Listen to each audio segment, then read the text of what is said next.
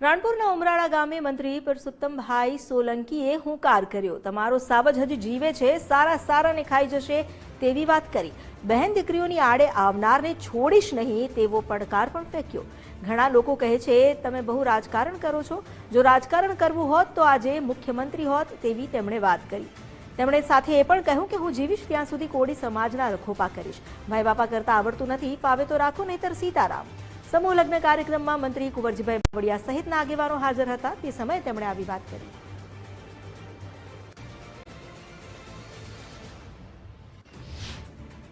कदाच कोईने कहीं तकलीफ पड़ी ने तो चिंता नहीं करता।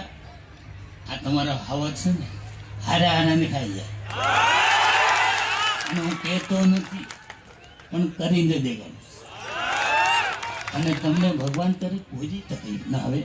हूँ तो भगवान आगे प्रार्थना कि बधा सुखी रहे। मारी बहनों दीकरीओ खूब सुखी है, पण एमने जो कोई आडे आव्या ने तो हूँ नहीं सुखी। चिंता नहीं करता, तमारो भाई जीवे अने हमेशा जीवी त्यां सुधी तमारा रखोपा करूँ ने ते भगवान अने माता जे हूँ प्रार्थना करूँ।